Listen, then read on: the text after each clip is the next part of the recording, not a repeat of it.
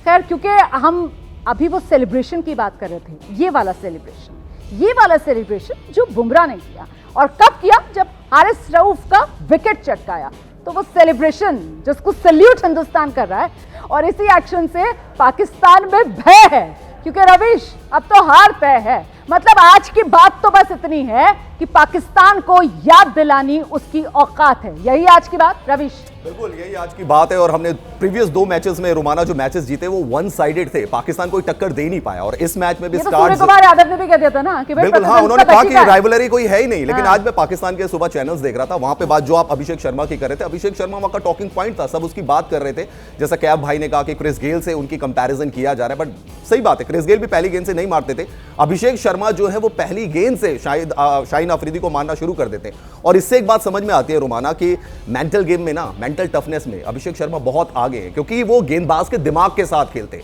अगर आप किसी टीम के प्रीमियर फास्ट बॉलर को पहली ही गेंद पे 6 हिट कर देंगे ना, तो आप मनोबल तोड़ देते हैं उस टीम की गेंदबाजी का। और ये अभिषेक शर्मा ने इस पूरे टूर्नामेंट में किया है कि पाकिस्तान की गेंदबाजी के मनोबल को तोड़ दिया है। इसीलिए सबसे ज्यादा जो पाकिस्तान की टीम अगर किसी से डरती है ना, तो वो अभिषेक शर्मा है, जिनके गुरु Yuvraj Singh the sixer king है। अच्छा जी विवेक, जिस बात का जिक्र हम कई बार करते हैं कि साहब क्रिकेट का खेल एक ऐसा खेल है कि जितना मैदान पर खेला जा रहा होता है उससे कहीं ज़्यादा वो दिमाग से खेला जा रहा होता है, माइंड गेम्स खेले जा रहे होते हैं। और वही बात अभिषेक को लेकर, वो एशिया कप का जो पहला मुकाबला था और उस पहले मुकाबले में शाहीन शाह अफरीदी, में फिर से अपनी बात दोहराने जा रही हूँ कि साहब हवा शाहीन शाह अफरीदी का तो पाकिस्तान की टीम ने बना रखा था कि साहब ऐसा गेंदबाज है, आता है तो ये कर देता है, वो कर देता है।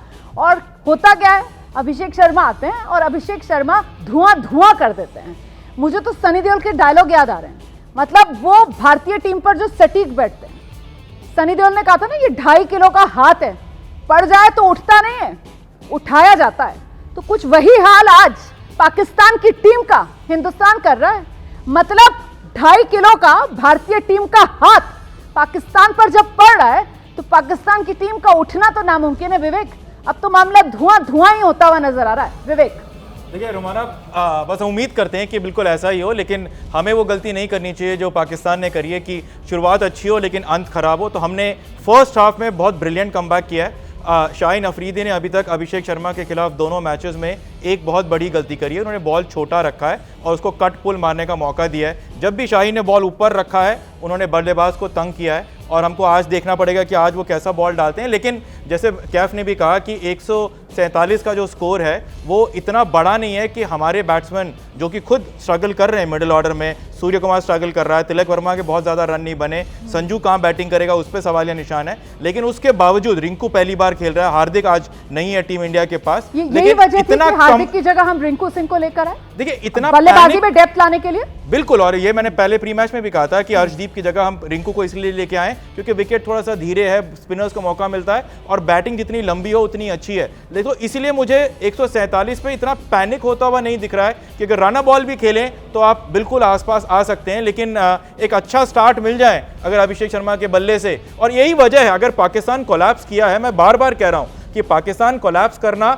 जितना क्रेडिट कुलदीप, अक्षर और वरुण को जाता है उतना ही क्रेडिट अभिषेक शर्मा को जाता है, क्योंकि पाकिस्तान नहीं चाहता था कि वो 170 180 बनाए, वो चाहता था 210 बन जाए, क्योंकि वो जो प्रेशर अभिषेक शर्मा ने दिया था उनने बल्ले से पिछले 2 मैचेस में, उसको नेगेट करने के लिए वो एक्स्ट्रा रन के लिए गए और वहां पर वो उतने ही रन उनके कम हो गए और 147 के आसपास आ गए। तो अभी भी आधा मैच हुआ है, हम कंट्रोल में हैं, लेकिन अभी तक इंडियन टीम की खासियत इस एशिया कप में यही रही है कि चाहे वो सूर्य कुमार यादव हो या इंडियन टीम के प्लेयर्स हो, जेस्चर हो, सेलिब्रेशन हो, स्टेटमेंट हो, हमेशा आखिर में मारा है और इतना जोरदार मारा है कि सबको याद आए। हमको अभी भी ऐसा ही करना है। 147 के बाद जेस्चर भी आएंगे, हैंडशेक भी नहीं होगा, जेस्चर तो आ गया है।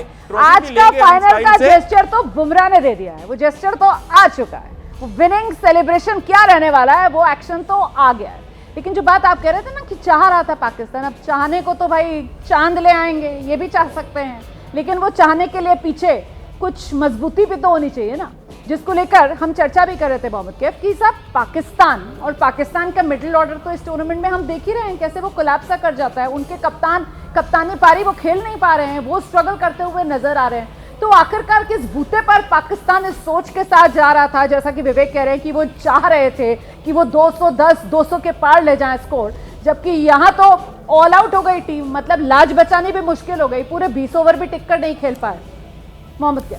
नहीं देखिए, उनका जो दिक्कत है वो बल्लेबाजी में ही है। आज तो 113 पे 1 थे, मैं तो हैरान था कि 113 कैसे बना दिए बिना विकेट खोए, मतलब एक ही विकेट खोया था।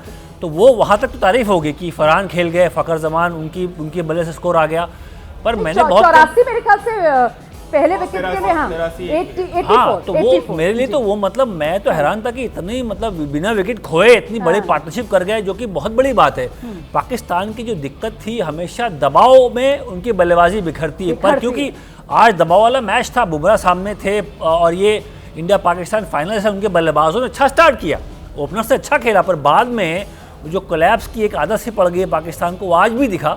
और मैं तो घूम फिर के मतलब उनकी अप्रोच पे मैं सवाल करूंगा कि यार 20 के ओवर्स में 200 बनते मैं समझ सकता हूं, पर 200 बनाने का तरीका होता है कि आप क्रिकेटिंग शॉट मारो, पार्टनरशिप बिल्ड करो, एक आध गेंदबाज को पिक करो, उसको बड़ा ओवर बनाओ, तब जाके 200 बनता है। ये नहीं कि आप ना बिना बॉल देखे कुलदीप वरुण ऐसे हाथ में नहीं आएंगे आपके। ये बहुत स्किलफुल गेंदबाज है, इनके पास गुगली है, मिस्ट्री गेंदबाज है, हवा में वेरिएशन करते हैं, वो डरते नहीं, बड़े दिल के गेंदबाज है वो लोग। तो उनके सामने ऐसे आंख बंद करके मारोगे तो आपको वो हमेशा आउट कर लेंगे। तो ये आंख बंद करके मारो, ये जो मेंटालिटी है ना, इसके पीछे भी वो मेंटालिटी क्या चल रही है? क्योंकि अभी रवीश हमारे साथ यहाँ स्टूडियो में मौजूद हैं और रवीश कह रहे थे कि आज ये सुबह में देख रहे थे, सुन रहे थे कि पाकिस्तान के पत्रकार या पाकिस्तान के जो फैंस हैं वो क्या कह रहे हैं। तो रवीश ने यकीनन सुना होगा कि पाकिस्तान के फैंस कह रहे थे, साहब हमारे पास तो खोने को कुछ है नहीं, हम तो बस उतरेंगे और बस पूरा अपना जी जान लगा देंगे। तो यही खोने को कुछ है नहीं, बस आओ मारो कहीं पर भी, बिना सोचे समझे, कि उसी का खमियाजा है जो मैच के पहले हाफ में पाकिस्तान ने भुगत लिया है। और इस पूरे टूर्नामेंट में हम देख रहे हैं कि अभी तक 2 बार भारत के हाथों पिटने के बाद आज ये हार की हैट्रिक पाकिस्तान की भारत के सामने तय है। रोमाना देखिए, डायलॉग्स चेंज होते रहे पाकिस्तानी फैंस के। पहले उन्होंने कहा 14 वाला मैच चाहिए आगा जी, फिर उनका डायलॉग चेंज हुआ 21 वाला मैच चाहिए आगा जी, फिर 21 वाला हार गए तो बोले 28 वाला मैच चाहिए आगा जी। अब आगा इनका एक ऐसा कप्तान है, समझ में नहीं आ रहा कि बैट्समैन है, बॉलर है, क्या है, किस लिए रखा हुआ है। अच्छी इंग्लिश बोल लेते हैं इसलिए कप्तान बनाया जाता है पाकिस्तान में शान मसूद को या सलमान अली आगा को। अच्छा, रोल्स किसी के पता नहीं है। शाहीन शाह अफरीदी का आप आधा टूर्नामेंट देख लीजिए, उन्होंने बैटिंग से परफॉर्मेंस दी है, बॉलिंग उनकी खास नहीं रही। पिछले मैच में अच्छी रही लेकिन ओवरऑल बॉलिंग उनकी खास नहीं रही। सैम अयूब, जिनका कंपैरिजन पाकिस्तान के क्रिकेट एक्सपर्ट शुभमन गिल से करते थे, वो स्कैम अयूब साबित हो गए। 4 डक है उनके एशिया कप में, 4 डक है और एज ए बॉलर विकेट ले रहे, बैटिंग वाइज उनकी कोई परफॉर्मेंस नहीं आई है। तो पाकिस्तान की जो टीम है ना, इसमें रोल ही किसी का पता नहीं है कि कौन बैट्समैन है, कौन बॉलर है।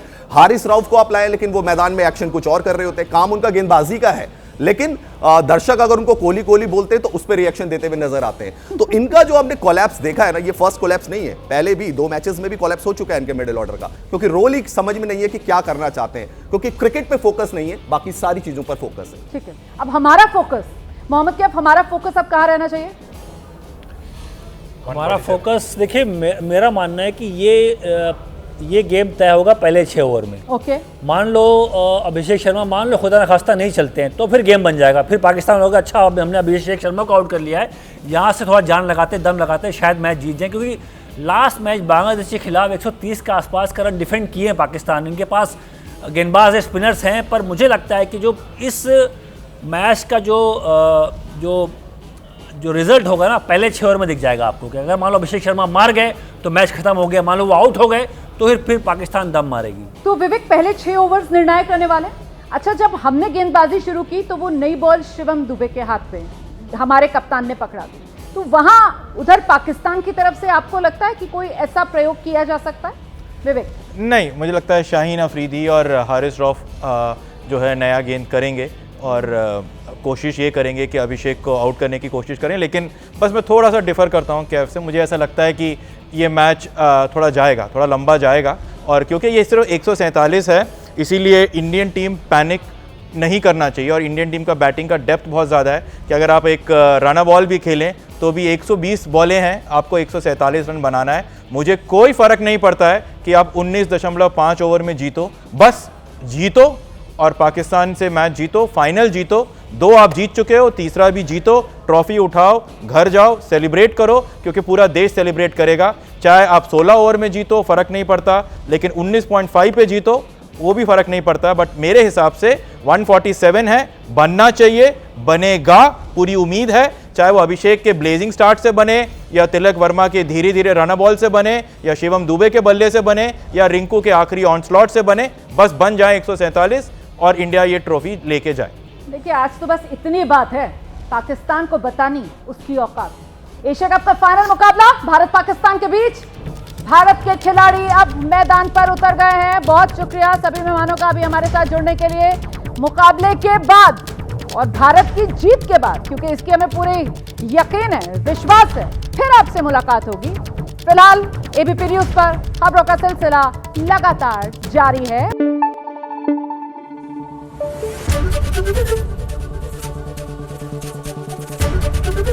एबीपी न्यूज आपको रखे आगे।